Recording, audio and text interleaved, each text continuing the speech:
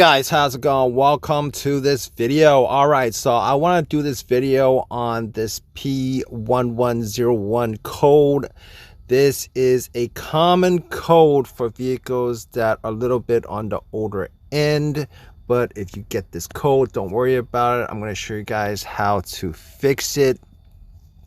So obviously you guys found this code when you guys had a check engine light on your dash, probably took an OBD2 scanner, scanned it, and this P1101 code comes up. Now there's also a chance that this P110 code comes up if you guys have other issues associated with it, and you probably have like 2 or 3 other codes, but we're going to concentrate on this P110 code and what it means. Obviously, if you have this code, if you haven't looked it up, it actually means the mass airflow sensor is having issues, or it's sending out information that's a little bit off the charts from what the computer normally reads, and it reads that the mass airflow sensor has issues, or there's issues within any components that is associated with the air intake mass airflow sensor component of your vehicle. So how do you fix this? So there are many different ways to fix this, and they're pretty simple for the most part.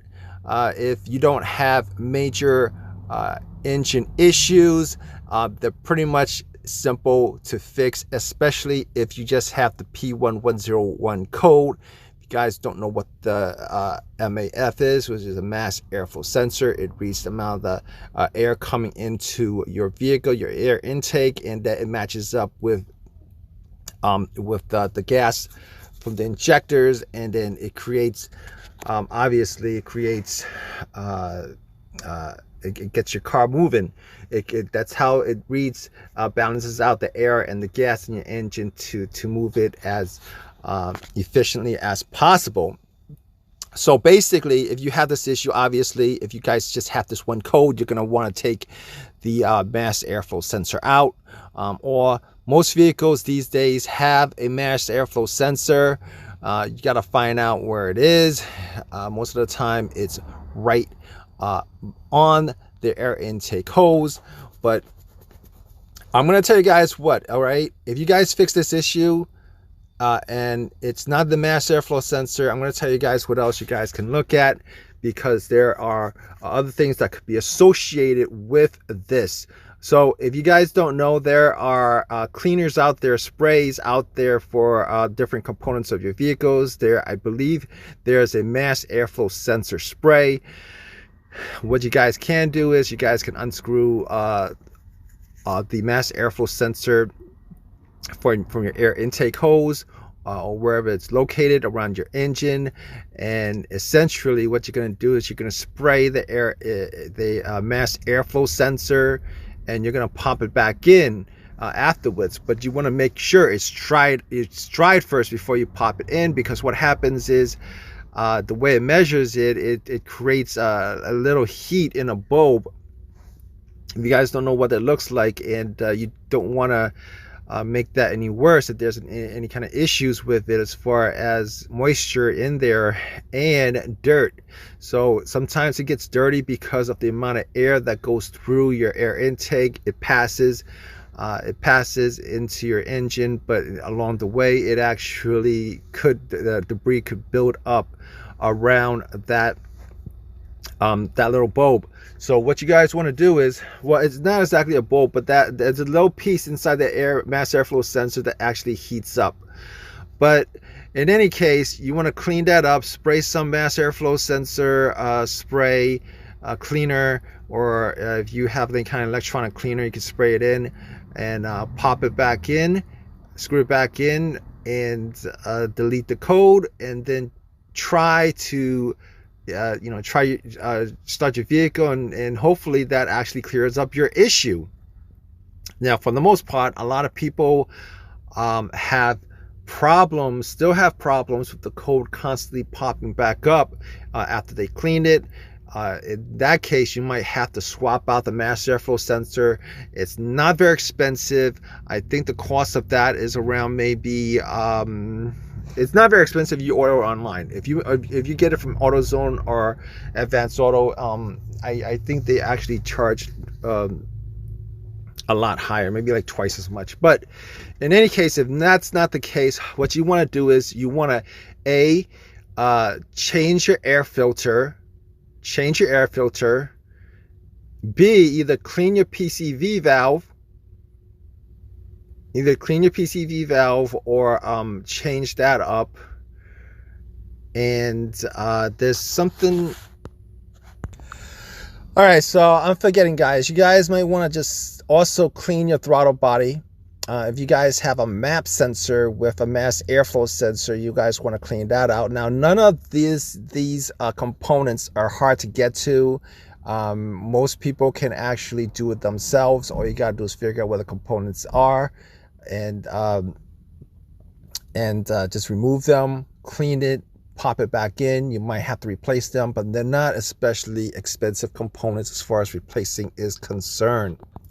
And to be honest with you, if you guys are looking for a quick fix on this, it might not just be the mass airflow sensor or any of the things I listed. It might be a multitude of other problems, especially with vehicles these days with a whole host of plastic parts.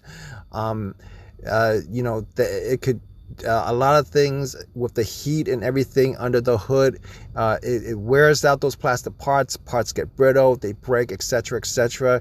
You could also make sure that the valve body cover, you gotta make sure that is you know, there's no leak from that either, if there's any kind of air hissing out from there. Also, you want to make sure that none of your vacuum hoses have any leaks. Normally, if there's a leak in your vacuum hose, you probably get more of a code besides P1101.